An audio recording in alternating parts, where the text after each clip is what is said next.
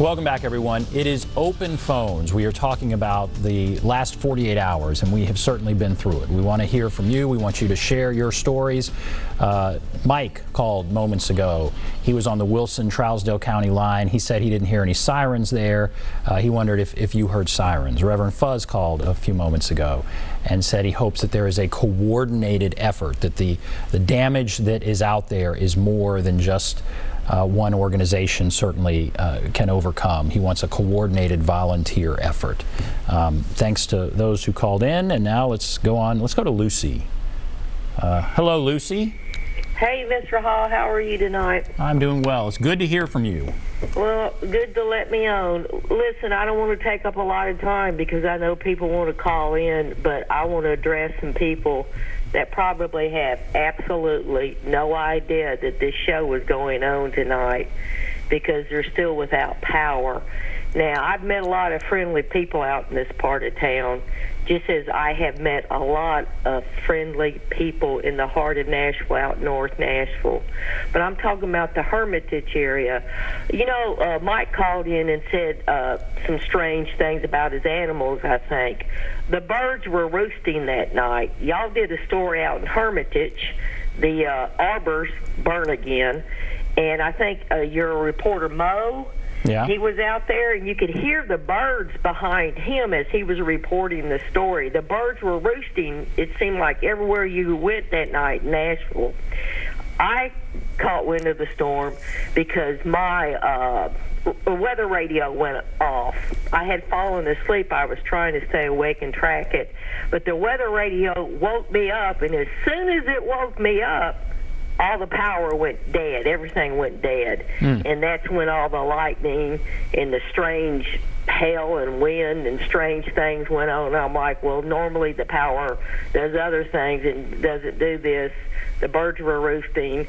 And then I called one of the local news stations to ask them if a tornado had just came through Nashville, and they couldn't tell me. I think the weather people were just overwhelmed, and I saw on some other stations where they showed how historic the storm was with the hooks and everything. So Reverend Fuzz is right. This is a big problem.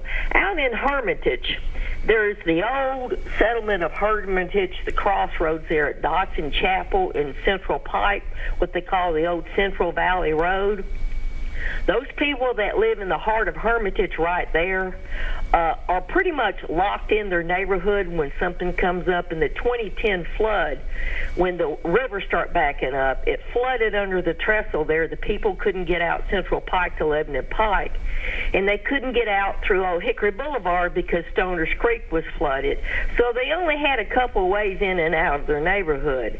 And so the disaster tourists showed up.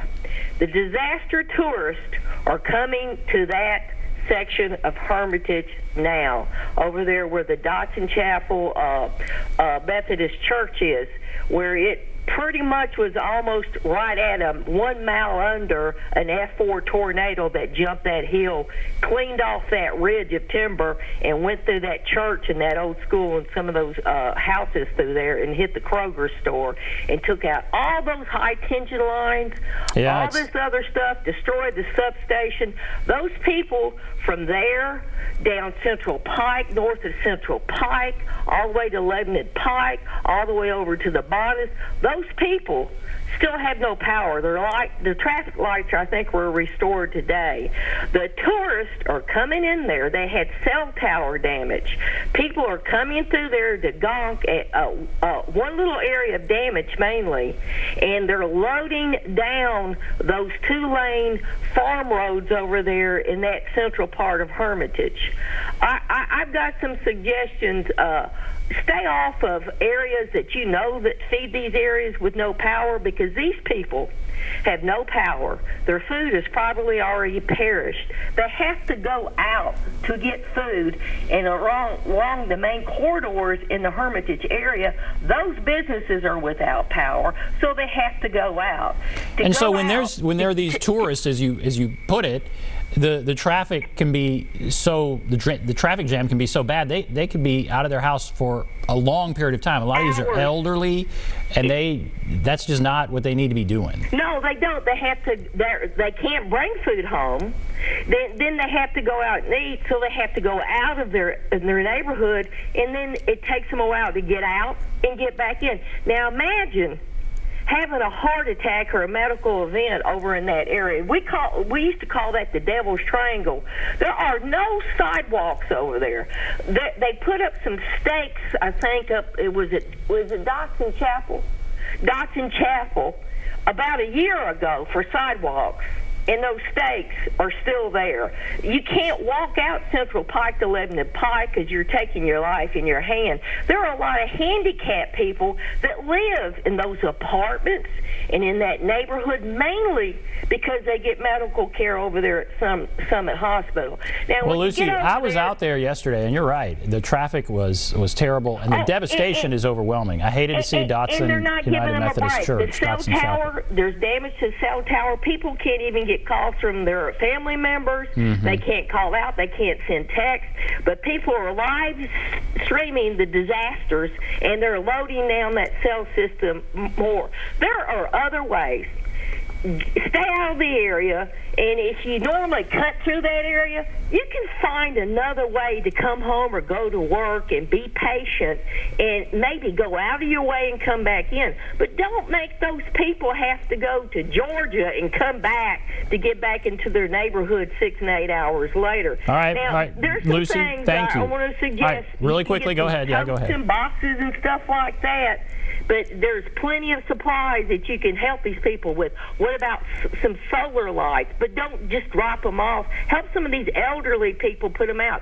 Who's knocking on the door to see the old people that haven't been able to get out of their garage? But if you show them how to open up their garage, show them how to secure it. And if they're using something flammable, to light with, make sure that they're not going to blow themselves up. If you have a gas stove and you're going to light it with a lighter because the igniter's not working, don't turn on the gas with a candle sitting on the stove. There is so much information that people need. But Mr. Hall, yes? These people can't hear you on their internet live stream.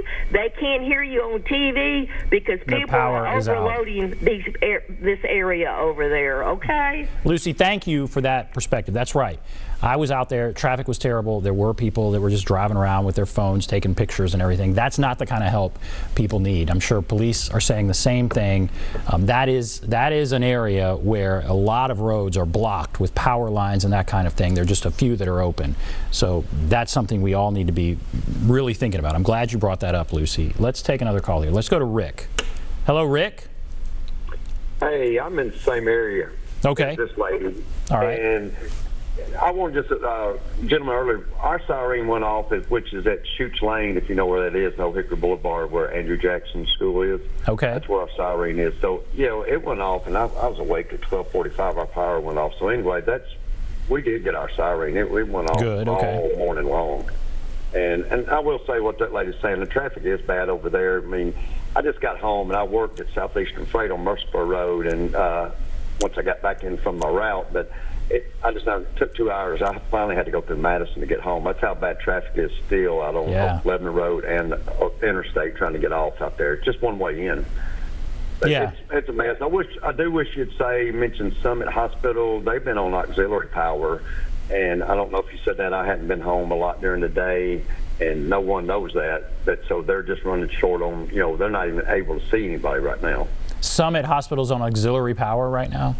That's what Dr. Cook told me last night because I was emailing him. I actually had an appointment with him, and he said he had to cancel his surgeries yesterday, Tuesday, and I had an appointment with him today, and they were still going to be on auxiliary power unless they got them back up and running today. The huge power lines that are knocked down over there, it's a mess. NES is saying most people will have power by Monday, but that's about a week without power.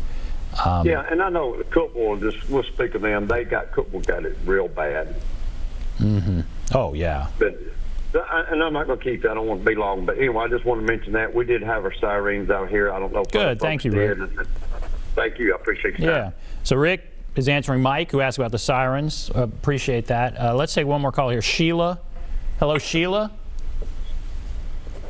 Are you there, Sheila? Yes. Go right ahead. So where were you when the tornado hit? Where were you? I'm in Portland, Tennessee. Portland. But I wanted to share some things with people. Sure. I've been found places, long story short, where to volunteer at. And so my days off this Saturday and Sunday, I'm going to do it. In North Carolina, when I was up there with my daughter, they had a tornado that hit about on a 10 miles down on the road, and the tornado was a mile wide, and it done everything to these homes 9 years ago what it's doing today to all of us. Right. And Red Cross set up a big tent in the middle with water and sign-up sheets saying who's going to pick up the wood, who picks up the Brico blocks, who picks up the bricks, who picks up the siding. And little by little, we worked from point A to point B. And every day when I got off work, I went there and was dropped off. My daughter picked me up at night. I said, come get me a dark right here at the Goodwill. Okay. So I was wanting to share that. And truck stops. People can go to a truck stop and get baths. They're very clean. A lot of them are. That might help out. And I was going to say a shout out to NES workers.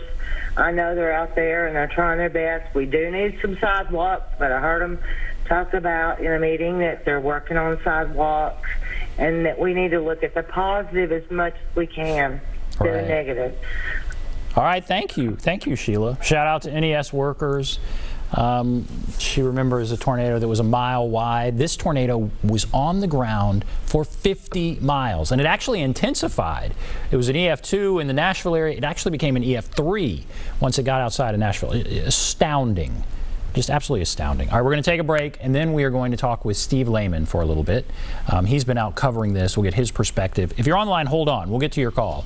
But we'll take a break. Be back right after this.